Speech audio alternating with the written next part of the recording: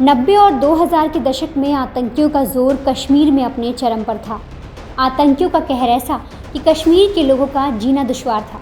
अगर किसी घर में आतंकी आ जाते तो उस घर के लोगों की रूह कांपने लगती और उनकी हिम्मत भी नहीं होती कि वो इस सूचना को पुलिस तक पहुंचा सके। ऐसा ही एक मामला कश्मीर में साल 2001 में हुआ।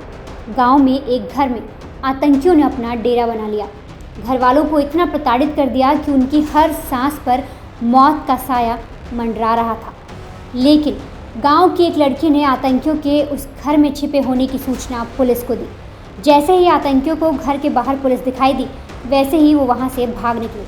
पुलिस घर में जाती है, घर में पूरी तरह छानबीन करती है, लेकिन घर में कांपते हुए लोगों के अलावा कुछ नहीं मिलता। घर वाले इतने डरे हुए थे कि वो इतना भी नहीं बता सके पुलिस को कि आतंकी यहाँ क्यों आए थे। लेकिन पुलिस अफसर को घर वालों के चेहरे पर डर का भय देखकर समझ आ गया कि आतंकी यहाँ थे और शायद वो अब पीछे खेतों की तरफ भाग गए। पुलिस अफसर अपनी टीम को लेकर खेतों में दौड़ पड़े। मक्का के खेत में आतंकी अपनी ज़िंदगी बचाने के लिए छिपे हुए थे और पुलिस आतंकियों के नाम ज़िंदगी से मिटाने के लिए उन्हें ढूंढ रही थी। अचानक फिर पुलिस को एक फायर की आवाज़ सुनाई देती है। पता चलता है ये फायर एक आतंकी के द्वारा किया गया। इसके बाद मक्के के खेत में पुलिस और आतंकियों की मुठभेड़ होती है, जिसके बाद पुलिस इन खतरनाक आतंकियों को जड़ से मिटा देती है। हम आपको ये कहानी इसलिए बता रहे हैं क्योंकि इस ऑपरेशन की टीम को जो लीड कर रहा था वो कोई आदमी नहीं बल्कि एक महिला थी। लेकिन ये कोई आम महिला पुलिसकर्मी नहीं।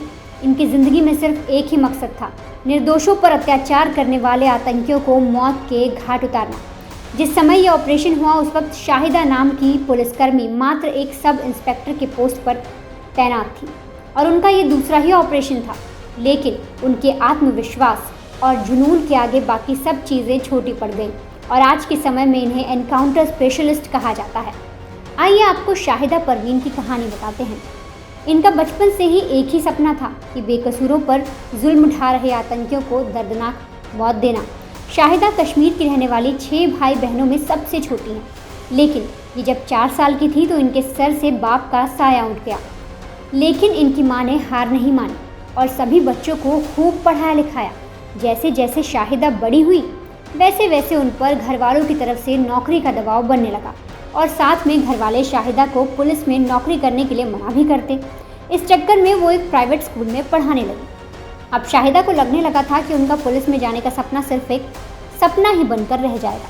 लेकिन शाहिदा धीरे धीरे अपनी टीचर की नौकरी से ऊब चुकी थी और उसने परिवार को बिना बताए पुलिस में सब इंस्पेक्टर की भर्ती का फॉर्म भर दिया। शाहिदा सुबह उठकर अपनी फिजिकल ट्रेनिंग पर काम करती और ये बात सिर्फ उनकी माँ को बताती। इसके बाद शाहिदा परीक्षा देती है और परीक्षा पास कर वो साल 1995 में पुलिस में सब इंस्पेक्टर के तौर पर भर्ती हुई। इनको स्पेशल ऑपरेशन ग्रुप में शामिल किया गया। इस ग्रुप में शामिल होने वाली ये पहली महिला कमांडो थी। शुरुआत में शाहिदा को राजौरी और पुंछ इलाकों में पोस्ट किया गया। शाहिदा को जानकारियां इकट्ठी करने के लिए आतंकी ऑपरेशन में भेजा जाता और इस जानकारी को वो अपने साथी पुलिस ऑफिसर्स को देती। शाहिदा परवीन यहाँ तक कहती हैं कि एक दिन ऑपरेशन के वक्त उनका मौत से सामना हुआ। उस ऑपरेशन में आतंकियों ने बेजुबान छोटे छोटे बच्चे और बेगुनाह महिलाओं को दर्दनाक मौत का रास्ता दिखाया। इसके बाद शाहिदा की मां ने उनको कहा कि बेटा, तुम मुल्क से वर्दी से प्रेम करती हो तो ऐसे कायर लोगों को सबक सिखाने में तुम्हारे हाथ कांपने नहीं चाहिए। शाहिदा की जानकारी हमेशा सही निकलती थी, इसलिए वो एक बार सीनियर ऑफिसर्स को जानकारी देने के बजाय खुद ही टीम के साथ ऑपरेशन के लिए निकल गई। लेकिन एक पुलिसकर्मी के जल्दी फायर करने के चक्कर में उनको अपने पहले ऑपरेशन से हाथ धोना पड़ा। इसके बाद कुछ अफसर उनके इस फैसले से नाराज़ भी हुए। उनमें से कुछ लोगों ने शाहिदा को तो यहाँ तक कह दिया कि एनकाउंटर करना महिलाओं का काम नहीं है। वहीं कुछ अफसर उनकी सोच की सराहना करते हैं। इसके बाद शाहिदा अपने दूसरे ऑपरेशन में पिछली बार की तरह गलतियाँ नहीं करती और आतंकियों के गुट को नरक भेजकर सब इंस्पेक्टर के पोस्ट से इंस्पेक्टर के पोस्ट पर पहुँच जाती है। शाहिदा अब अपने सपनों की उड़ान में बैठ चुकी हैं और आगे चलकर इन्होंने ना जाने कितने सफल ऑपरेशन किए। शाहिदा का एक ऑपरेशन इतना सफल रहा था कि उनको उसके चलते राष्ट्रपति के द्वारा राष्ट्रपति पुलिस पदक मिला। आपको बता दें कि शाहिदा इस समय डीसीपी पद पर मौजूद है।